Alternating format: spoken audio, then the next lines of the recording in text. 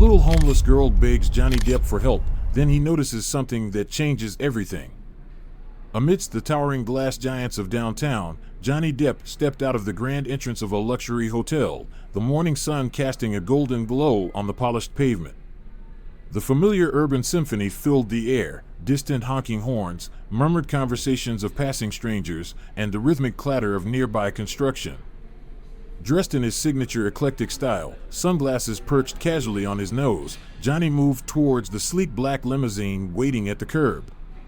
His chauffeur, Thomas, a tall, composed man in his 50s, stood beside the vehicle, ever professional. With practiced ease, he opened the door as Johnny approached. "Good morning, Mr. Depp," Thomas greeted with a respectful nod. "Hope you had a pleasant stay." Johnny flashed a warm smile. "Morning, Thomas. It was fine, thanks. But I'm looking forward to getting home. Just need to make one more stop for a shoot before we head out."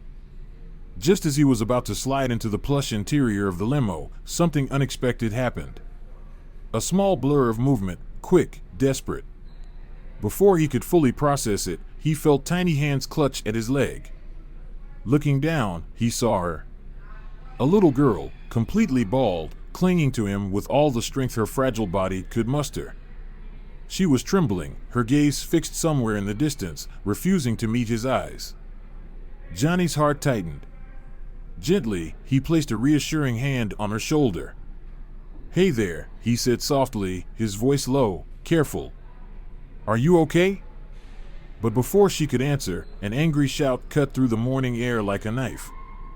The girl flinched, her grip tightening for a split second, then, just as suddenly, she let go. Without a word, she turned and bolted into the crowd, disappearing as quickly as she had appeared.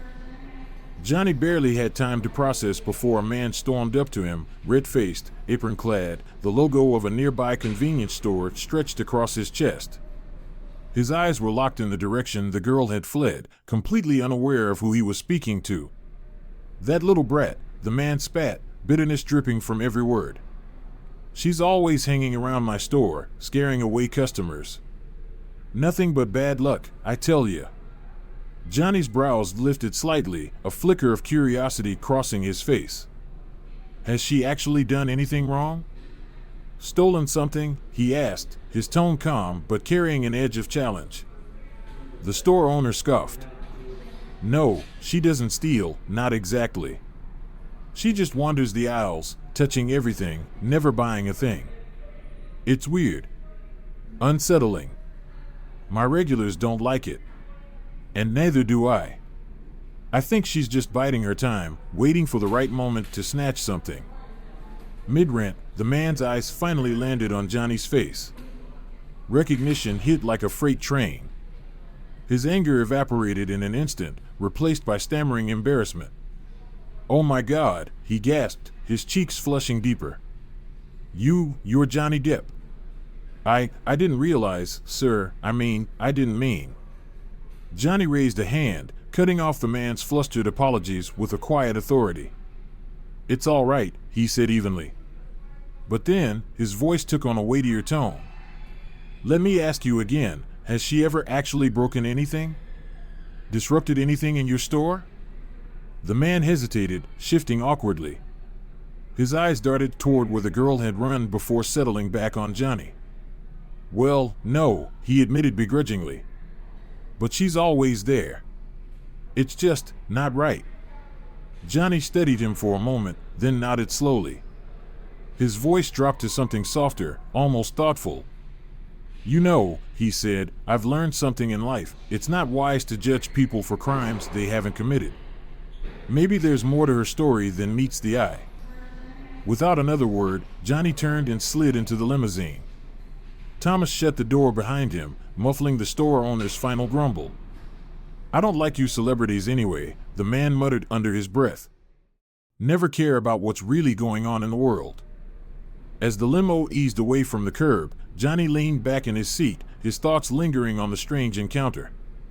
The girl's haunted eyes. The misplaced frustration in the store owner's voice. Something about it didn't sit right with him. The city streets blurred past, but Johnny wasn't done with this moment. Leaning forward, he addressed his chauffeur. "Thomas," he said, his voice carrying a quiet urgency. "Drive a little slower than usual. I need to keep an eye out for something." Thomas didn't hesitate. "Of course, Mr. Depp. Everything all right?" Johnny's sharp gaze swept the sidewalks through the tinted windows, scanning, searching.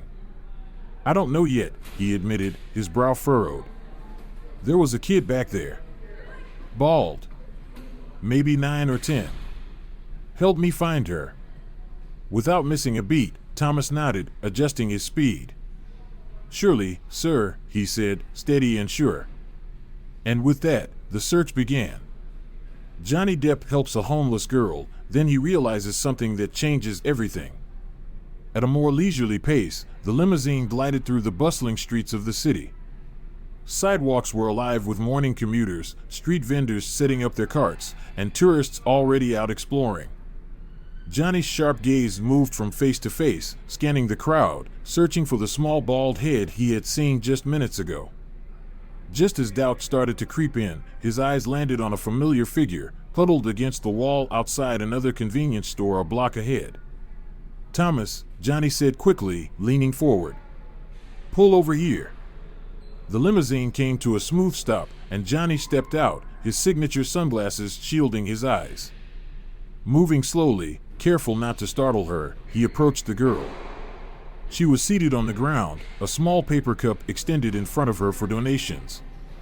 Her posture spoke of exhaustion, of quiet resignation, but as Johnny drew closer, recognition flickered in her eyes. He crouched down to her level, offering a gentle smile. "Hello again," he said softly. Reaching into his wallet, he pulled out several large bills and placed them in her cup. The girl's eyes widened at the sight of the money. Then, without hesitation, she lunged forward, wrapping her arms around Johnny's leg once more. But this time, the embrace wasn't out of fear. It was gratitude. "Thank you," she exclaimed, her voice muffled against the fabric of his pants. Then, pulling back slightly, she looked up at him, wonder shining in her gaze. "Are you Captain Jack Sparrow?" she asked, eyes wide with curiosity. "Where's your ship?" Johnny couldn't help but chuckle. The innocence in her voice, the pure excitement, was enough to momentarily push away the weight of her circumstances. Slipping effortlessly into his famous Jack Sparrow drawl, he answered, "Well, love, the Black Pearl is anchored in a secret cove, waiting for her next adventure. But tell me." He tilted his head, studying her. "What's a brave little pirate like you doing out here all alone?" The girl's smile faded slightly. Her gaze darted around nervously before she leaned in closer, lowering her voice to a whisper.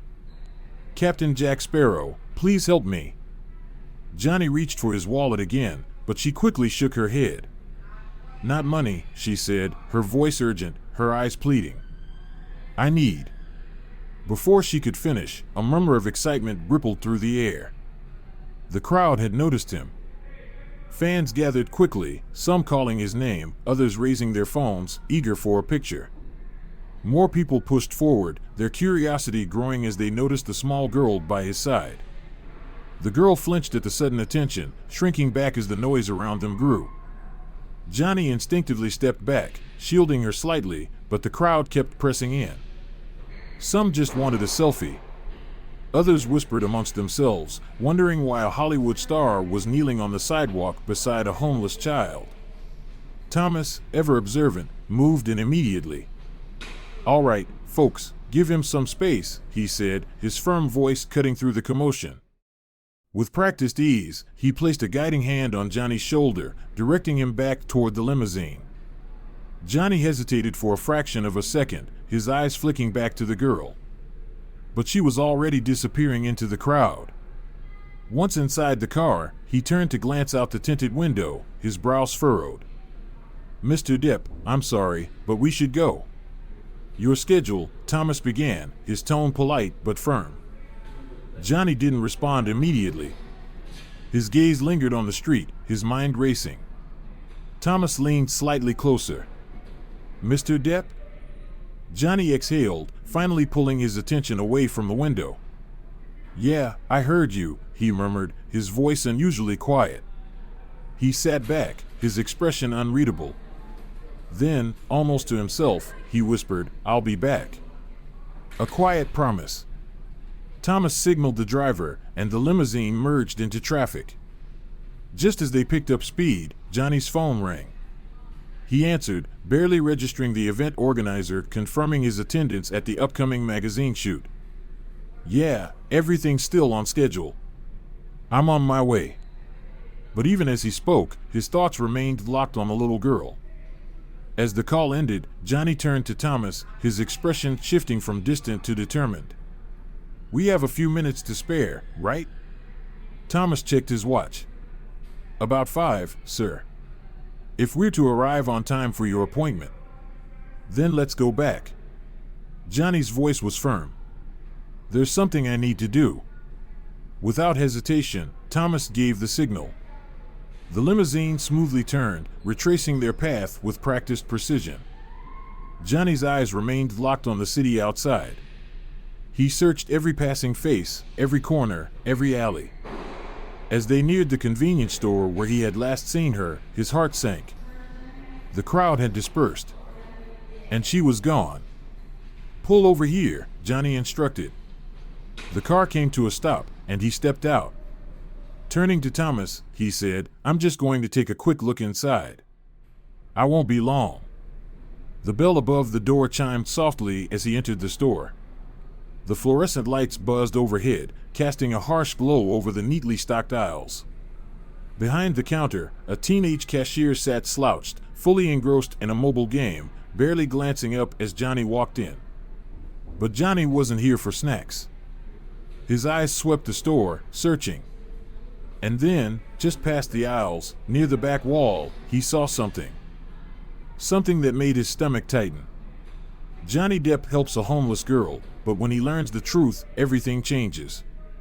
Moving quietly through the store, Johnny scanned each aisle methodically, his sharp gaze sweeping over shelves, searching for any sign of movement, any trace of the small figure he had encountered earlier.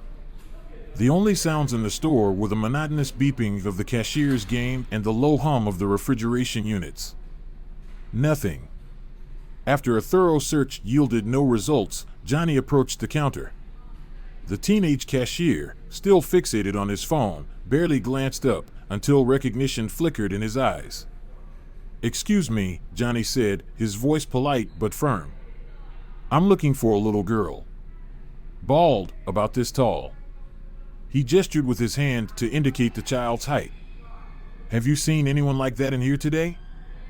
The cashier barely hesitated before shaking his head. "Nah, man. Haven't seen any kids in here today." And just like that, his attention snapped back to his game. Johnny exhaled through his nose, disappointment tightening his chest. But he wasn't deterred. He thanked the cashier, stepped back out onto the sun-drenched street, and took several slow steps in each direction, scanning the sidewalks and nearby alleys. The longer he looked, the more the urgency in his gut grew. Something wasn't right. He knew the feeling well, that instinct, that quiet voice in the back of his mind that refused to let go. The girl had asked for help, and now she had vanished. Time wasn't on his side. He was already aware that lingering too long might attract more attention from fans. And yet, after several more minutes of searching, he had to face an unwelcome reality. She was gone. Reluctantly, Johnny returned to the limousine, settling into the back seat. As he exhaled, he pulled out his phone, scrolling through his packed schedule. His list of appointments stretched out before him, a stark reminder of the obligations waiting for him. Thomas started the engine, the limousine easing into traffic. Johnny barely noticed. Maybe she's gone for good, he thought, staring out the tinted window, the weight of uncertainty pressing down on him. Then, a soft knock, barely audible above the hum of the car. Johnny blinked, turning toward the window. And there she was. The same small face, her tiny hands cupped around her eyes as she peered through the tinted glass, searching for him. Johnny's breath caught in his throat. The limousine had come to a stop at a red light, but the countdown on the traffic signal was already dwindling. Seconds. That's all he had. Without hesitation, he reached for the door handle.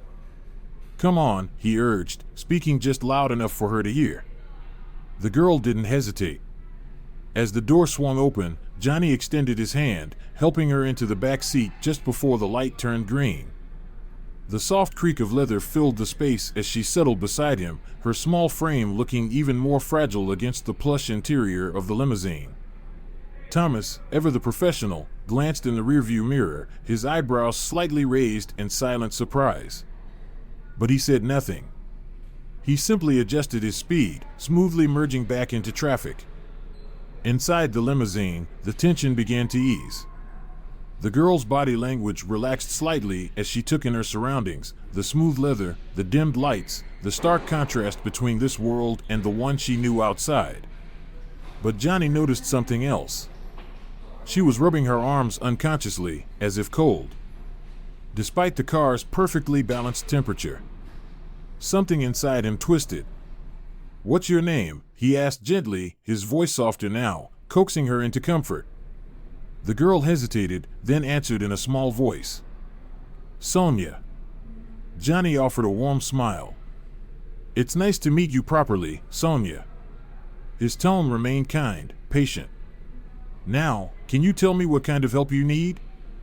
Sonia didn't respond right away. Instead, she pointed through the window as they passed a large, worn-down building. Johnny followed her gesture, reading the faded letters on a rusted sign. "Orphanage." Before he could ask, Sonia made another movement, this time more personal. More troubling. She touched her bald head. Then, carefully, she pulled up her sleeve. Johnny's stomach clenched as he saw it. A dark, concerning mark on her arm. His eyes flicked back to hers, and suddenly, he understood. The plea for help. The exhaustion in her posture. The desperation in her voice. "Please help, sir," Sonia whispered, her voice trembling. This time, the words carried an entirely new weight. Johnny leaned in slightly, his expression serious, his tone quiet but firm. "Sonia," he said carefully, "are you sick?" Tears welled in the little girl's eyes. She nodded. "The doctors at the orphanage said I need special medicine," she admitted, her voice breaking. "But they don't have enough money. I've been trying to save up, but..." She gestured toward the paper cup in her hands. Coins. A few crumpled bills. Nothing close to what she needed. A heavy silence filled the car. Johnny's jaw tensed. Without hesitation, he turned to Thomas. "Can you find parking near that orphanage we just passed?" His voice was steady, but there was no mistaking the determination behind it. "We need to speak with someone there." Thomas gave a firm nod, already shifting lanes. "Of course, Mr. Depp." And with that, the limousine changed course. Johnny Depp helps a homeless girl, but when he learns the truth, everything changes. As the limousine approached the orphanage, Johnny's focus remained on Sonia. He noticed how her small frame seemed to shrink the closer they got, her earlier bravery fading into quiet apprehension. "It's going to be okay," Johnny reassured her, placing a gentle hand on her shoulder. "We're going to figure this out together, all right?" Sonia nodded, managing a small smile, but it didn't quite reach her eyes. The limousine rolled to a stop in front of the worn-down building. Johnny stepped out first, then helped Sonia from the car. But as they moved toward the entrance, her steps slowed. The short flight of stairs leading to the door loomed before them, suddenly feeling impossibly high. Then, without warning, her legs gave out. Johnny instinctively reached for her, but she was already slipping away. His grip managed to slow her fall, but he wasn't fast enough to catch her completely. In a heart-stopping instant, Sonia tumbled down the last few steps, her small body hitting the pavement below. "Sonia!" Johnny was at her side in seconds, his heart pounding as he cradled her head. Relief flooded him as he saw her eyes flutter open. She was conscious. But then he saw it. A thin trickle of blood from a cut on her forehead. No hesitation. Johnny pulled out his phone and dialed emergency services, his voice firm and controlled as he relayed the situation to the operator. His free hand rested on Sonia's shoulder, offering comfort as he kept her still. She's conscious, he thought. That's a good sign, right? But his mind raced with worry. How fragile was she? Had she broken anything? The harsh afternoon sun cast sharp shadows over her pale face, highlighting the pain in her eyes. Time stretched unbearably as he waited for the ambulance, his heart hammering against his ribs. Then, the front door of the orphanage burst open. An elderly woman with silver hair, pulled back in a neat bun, rushed down the stairs as fast as her age allowed, her face lined with concern. "Oh, dear Lord," she gasped, kneeling beside them. "What happened? Is she all right?" Johnny glanced up, his hand still resting protectively on Sonia's shoulder. "She collapsed on the stairs," he explained quickly. "I called for an ambulance." The woman, Miss Abigail, nodded, her face tight with worry. "I'm the caregiver here," she said. "We saw what happened on the security cameras. I came as fast as I could." Her voice softened as she turned to Sonia, brushing a gentle hand over the child's cheek. "Oh, Sonia," she murmured, her tone filled with affection and sadness. "What have you gotten yourself into this time?" Then, looking back at Johnny, her expression grew more somber. "Sonia has been diagnosed with cancer," she admitted quietly. "Her condition causes weakness, dizziness, she falls often. We're doing everything we can, but..." Her voice broke slightly. Before Johnny could respond, the wail of sirens pierced the air. An ambulance rounded the corner, lights flashing as it pulled up to the curb. Two paramedics quickly stepped out, wheeling a stretcher toward them. Johnny shifted aside, watching as they worked swiftly to assess Sonia's condition. Then, a small, weak voice broke through the commotion. "Captain Sparrow?" Johnny turned. Sonia was reaching for him. "Will you come with me?" she asked, her voice barely above a whisper. Johnny felt something tighten in his chest. He glanced at Miss Abigail, who gave a slight nod. "Of course, Sonia," he said softly, gently squeezing her hand. "I'll be right there with you." But as the paramedics prepared to lift her into the ambulance, one of them turned to Johnny, an apologetic expression on his face. "I'm sorry, sir, but only one person can ride along. It should be her guardian." Johnny's jaw tightened, but he nodded in understanding. He crouched down beside Sonia, keeping his voice steady and reassuring. "Listen, sweetheart," he said gently. "Miss Abigail is going to ride with you, but I promise I'll meet you at the hospital, okay? My ship will be right behind you." Sonia hesitated. "You promise?" Johnny winked. "Pirate's honor." A small, tired smile appeared on her lips. The paramedics carefully loaded her into the ambulance. Miss Abigail climbed in beside her. The doors shut. A moment later, the ambulance pulled away, lights flashing, sirens off. Johnny exhaled slowly, watching as the vehicle disappeared into traffic. Then, he turned to Thomas. "We're following them." Thomas had already anticipated the order. "Of course, Mr. Depp," he said smoothly, stepping toward the limousine. "I'll make sure we don't lose sight of them." As they settled into the car and pulled into traffic, Johnny sat quietly, his thoughts racing. Sonia's condition. Her life at the orphanage. How she had been trying, alone, to save money for her treatment. And what he could do to help. The city blurred past outside the window, the usual rhythm of life continuing on as if nothing had changed. But inside that limousine, Johnny's world had shifted.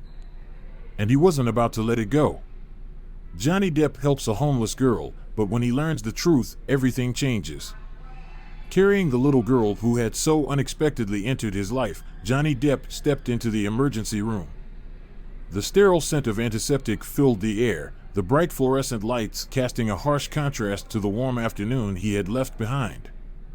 As he made his way to the nurse's station, the controlled chaos of the ER surrounded him, doctors rushing between rooms, medical monitors beeping in steady rhythms, worried families whispering to one another in hushed tones. He leaned in slightly, his voice low but steady. "I'm looking for a little girl who was just brought in. Her name is Sonia." The nurse glanced at her screen, then gestured toward a curtained-off area. "She's being examined by the doctor now," she informed him. "Are you family?" Johnny hesitated for a moment. "I'm a friend," he answered finally. "I brought her in." The nurse nodded sympathetically. "You can wait outside the curtain. The doctor should be out soon with an update." Johnny settled into one of the hard plastic chairs outside Sonia's room, his gaze flickering toward Miss Abigail, who was pacing nearby, her hands clasped tightly in front of her. When their eyes met, relief washed over her face. For a moment, neither of them spoke. Then, as if seeing him properly for the first time, Miss Abigail's eyes widened in sudden recognition. "Oh my goodness," she gasped, her voice catching in surprise. "You're with Johnny Depp." Johnny offered a small, knowing smile. "I am." "I'm so sorry, I didn't even realize," she stammered. How did you become involved in all this?" Johnny recounted his encounters with Sonia, the moment she grabbed his leg outside the hotel, their meeting at the traffic light, the way she had desperately asked for help. Miss Abigail listened intently, her expression shifting from surprise to gratitude to something deeper, something almost heartbreaking. "Mr. Depp, I'm so glad you're here," she said, her voice thick with emotion. "I feel like I owe you an explanation about Sonia's situation." Johnny nodded, encouraging her to continue. Miss Abigail took a deep breath before speaking. "The truth is, our orphanage has been struggling financially for years," she admitted, her gaze dropping briefly to the floor. "We do everything we can to care for the children, but when Sonia was diagnosed with stage 3 malignant melanoma..." She shook her head, her voice faltering. "We were completely out of our depth. The treatment she needs, it's far beyond what we can afford. And her condition has only worsened over the past year." Johnny felt the weight of her words settle in his chest. "She overheard the doctors talking about her condition," Miss Abigail continued. "She knew how serious it was. And I think that's why she's been so reluctant to come back to the orphanage lately."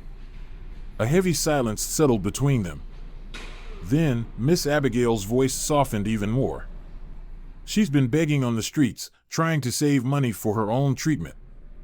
The revelation hit Johnny like a physical blow. Suddenly, everything made sense. The way she clung to him outside the hotel. The way she lingered in stores. The desperation in her voice when she asked for help. "That's why she was in those shops," Johnny murmured, more to himself than to Miss Abigail. "She wasn't stealing, she was just trying to escape the sun." Miss Abigail nodded, her expression heavy with sadness. "And trying to stay warm," she added. "I've had so many complaints from local store owners about her loitering, but she never told us why she was really there. It's becoming harder to keep her inside the orphanage." Just as Miss Abigail finished speaking, Johnny's phone buzzed in his pocket. He pulled it out, glancing at the screen. The event organizer. For the photo shoot he was already supposed to be at. Exhaling sharply, he stepped away to take the call. "Mr. Depp," the voice on the other end came through, frustration evident. "Where are you? We've been waiting for over an hour. The entire shoot is behind schedule." Johnny paced further down the hospital hallway, searching for a quiet corner, carefully avoiding curious glances.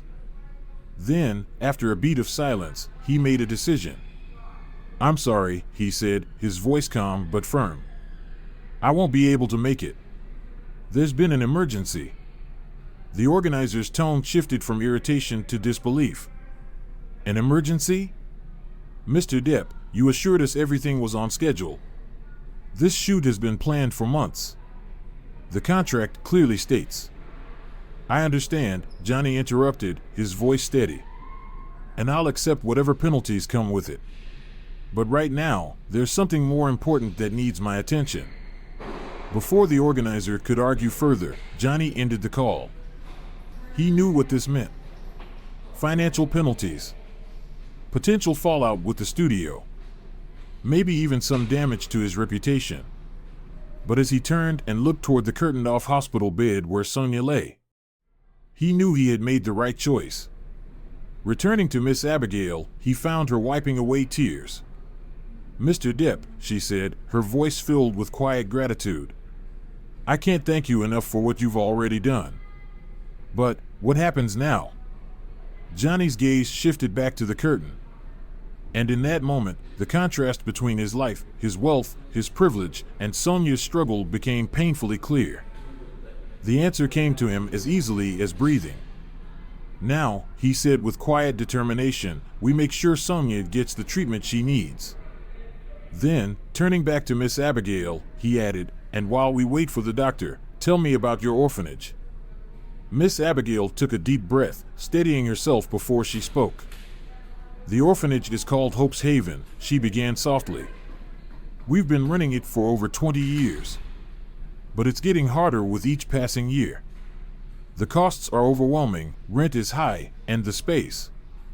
Her voice trembled slightly. Johnny listened. And as he did, he already knew. He wasn't just going to help Sonia. He was going to help them all. Johnny Depp helps a homeless girl, and it changes everything. Miss Abigail sighed, exhaustion evident in her voice as she explained the orphanage's struggles. The building was old, lacking modern amenities, and financial difficulties made it nearly impossible to provide for the children.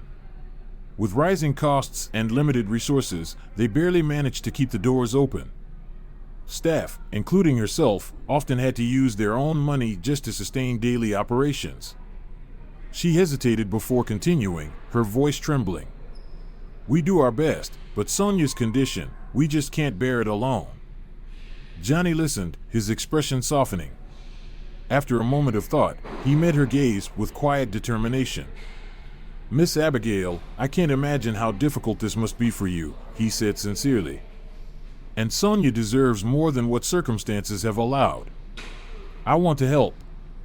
Gathering his thoughts, he continued, "I'll cover the cost of her treatment, her hospitalization, everything she needs to get better. No child should have to beg on the streets for a chance at life. That changes today." Miss Abigail's eyes widened in disbelief. "But the cost, we could never." Johnny raised a hand, silencing her protests. "Leave that to me." Restless with the need to act, he turned and made his way to the nurse's station. "I'd like Sonia moved to a private room once the ER team is done," he said, his voice firm but polite. The nurse nodded. "We'll need to run tests first, including a CT scan to check for a concussion. Standard procedure after a fall like hers." "Do whatever needs to be done," Johnny replied. "She should have the best possible care." As the nurse disappeared behind the curtain, Johnny's thoughts turned to Sonia's bravery. She'd been through so much, what could he do to lift her spirits?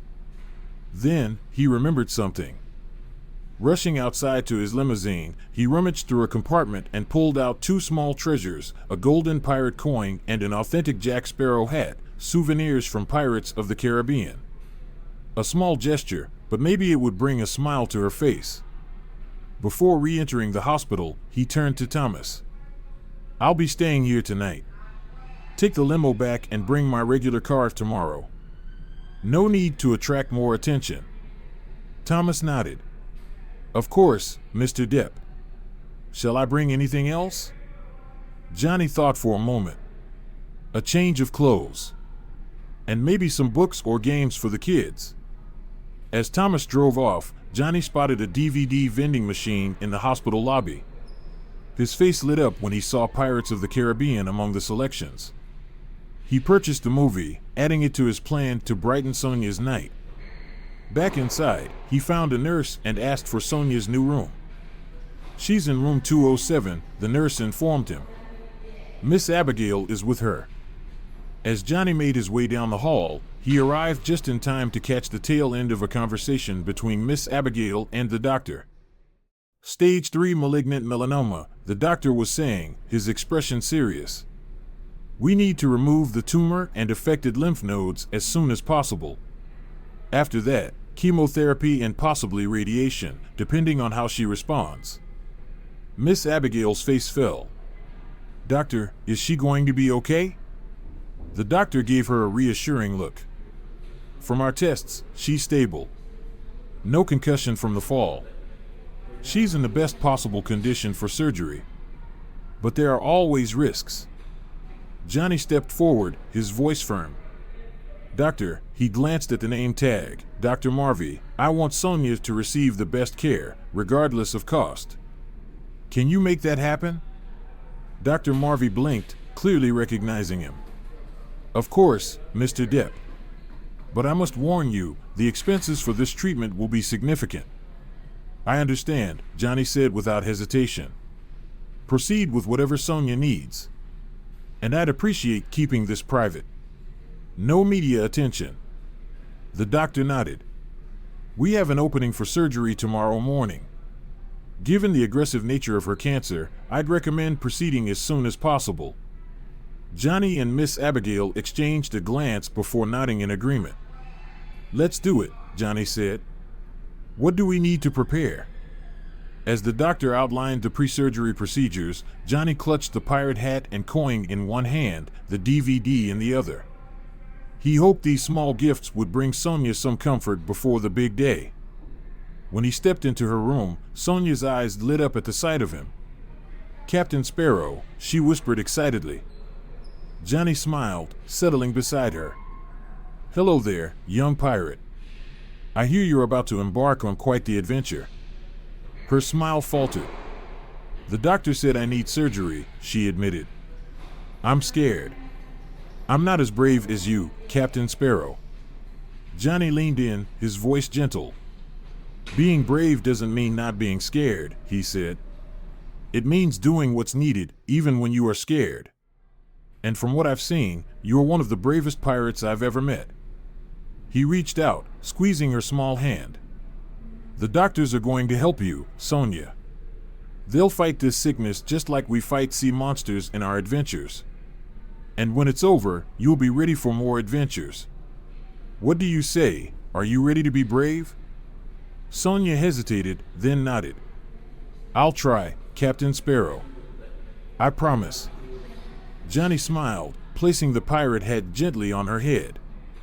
It was a little too big, slipping over her eyes, but her giggle was worth it. And this, he said, pressing the golden coin into her palm, is for good luck. Keep it close, and remember, Captain Sparrow is rooting for you.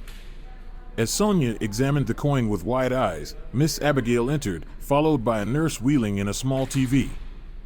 Look what Mr. Depp arranged for us, Sonia, Miss Abigail said warmly. We're having a movie night. Johnny held up the DVD. How about we watch some real pirate adventures? Sonia's face lit up before falling slightly. But I'm not allowed to eat anything before the surgery, she said sadly. Johnny grinned. But that's part of the adventure.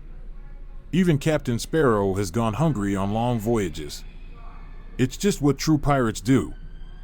Sonia giggled, momentarily forgetting her fear as the movie began. As the film played, Johnny shared behind-the-scenes stories, delighting in her laughter. For a few precious hours, the hospital room transformed into a world of adventure.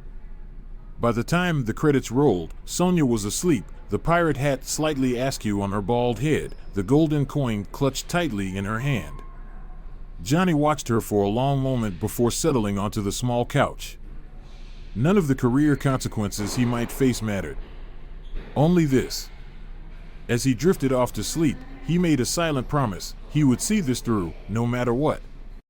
Because every child deserves a chance at life. And adventure.